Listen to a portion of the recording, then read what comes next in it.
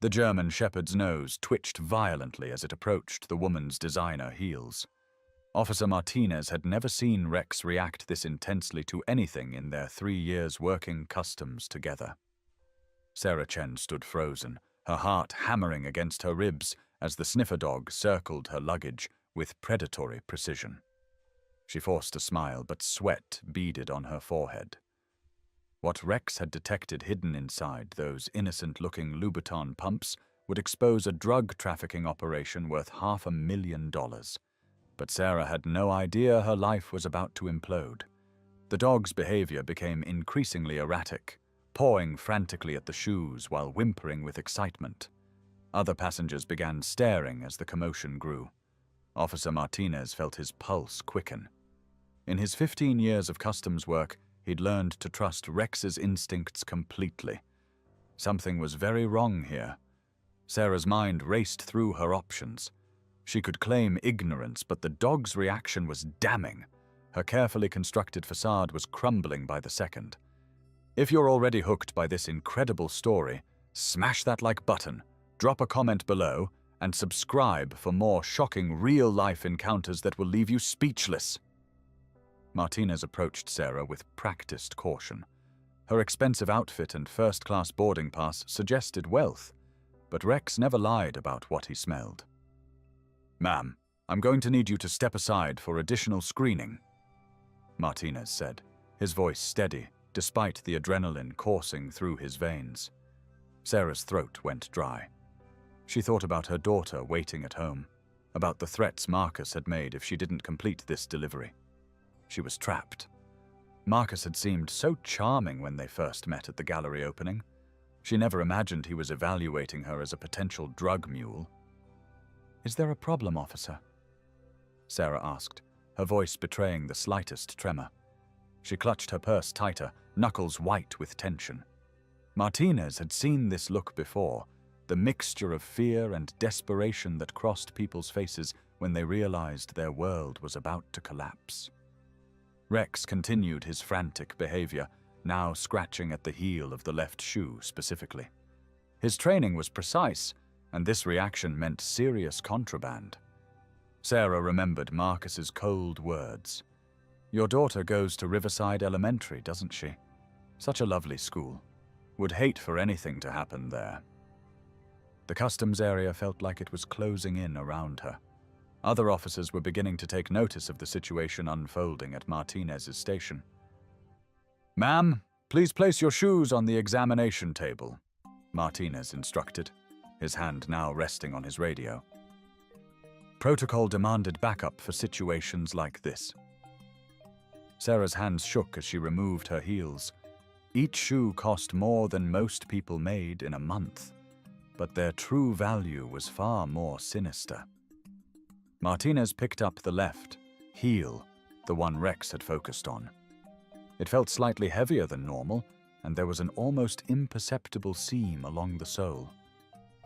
"These are custom-made," Sarah said desperately. "The weight difference is just the craftsmanship.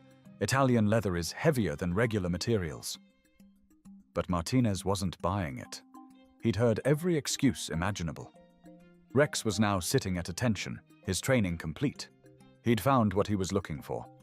Sarah thought about the $50,000 Marcus had promised her. Money that would pay for her daughter's medical treatments and keep them afloat financially. The irony wasn't lost on her. She was risking everything to save her daughter, but getting caught would destroy them both completely. Martinez called for his supervisor. This was about to become a major case, and he wanted everything documented properly from this moment forward. Supervisor Janet Walsh arrived within minutes. Her 20-year career had taught her to read situations quickly, and this one screamed high-value bust. "What do we have here, Martinez?" Walsh asked, though Rex's continued interest in the shoes told her everything she needed to know. Sarah watched her life unravel in slow motion. Every second brought her closer to losing everything she'd tried so desperately to protect. Walsh examined the shoes with expert precision. Her trained eye immediately spotted the modification points where the heels had been carefully opened and resealed. Ma'am, these shoes have been tampered with, Walsh announced. We're going to need to examine them more thoroughly in our lab facility. Sarah's legs nearly gave out.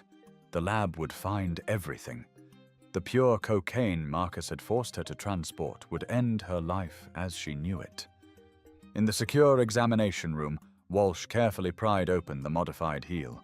The white powder inside was packed with professional precision. The field test confirmed their suspicions immediately.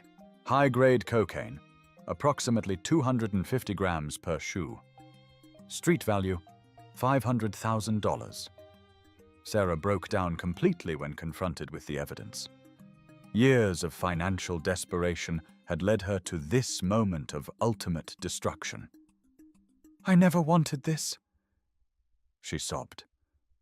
"My daughter needs surgery and I couldn't afford it. He said it was just one trip, just one time." Walsh had heard similar stories countless times, but the human tragedy never got easier to witness. Desperation made people do unthinkable things. The arrest was swift and by the book.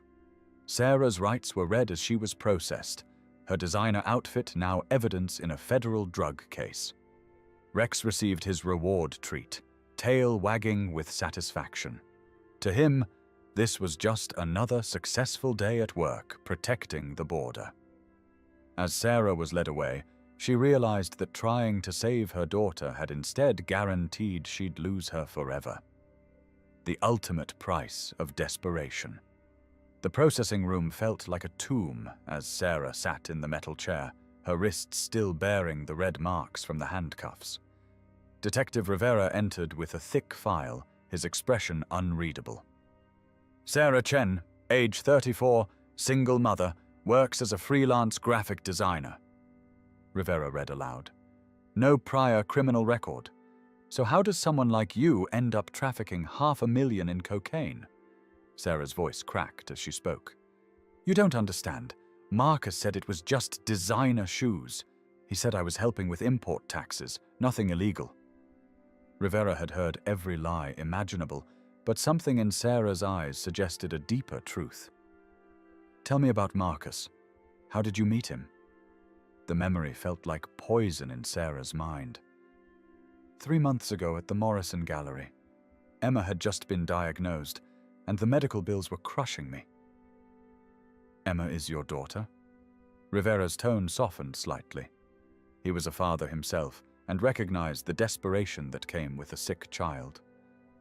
She has a rare heart condition. The surgery costs $200,000, and insurance won't cover experimental procedures. Sarah whispered, tears streaming down her face. Rivera felt the familiar conflict between duty and compassion. So Marcus offered you money to transport the shoes? $50,000? He said wealthy clients used this method to avoid import taxes on luxury goods. It seemed harmless. Sarah's voice broke completely. Harmless? Rivera's voice hardened. Sarah, you were carrying enough cocaine to supply half the city. People die from this stuff every day. Meanwhile, in another part of the building, Agent Foster was coordinating the manhunt for Marcus. The shoes were just the beginning of something much larger. We've been tracking this organization for 2 years, Foster explained to his team. Sarah Chen might be our first real break in the case. Back in the interrogation room, Rivera leaned forward. Sarah, if you help us catch Marcus, the prosecutor might consider a plea deal. Sarah's mind raced. Cooperating meant betraying Marcus, but he had already betrayed her trust in the worst possible way. What would happen to Emma if I go to prison? That depends on how much you help us, Rivera said honestly. But if you don't cooperate, you're looking at 25 years minimum for trafficking. The weight of 25 years hit Sarah like a physical blow. Emma would be 30 years old before she saw her mother again, if she survived her condition at all. He has my phone number, my address, everything about Emma's school schedule, Sarah said, fear creeping into her voice. If he finds out I talked, Rivera recognized the signs of someone caught between criminal organizations and law enforcement. We can protect you and Emma, but you have to trust us. How do I know you can keep us safe? Marcus has connections everywhere. He knew exactly when my flights were, what customs officers would be working. This revelation made Rivera's blood run cold. Sarah, are you saying Marcus had inside information about customs schedules? He knew Officer Martinez would be working with Rex today.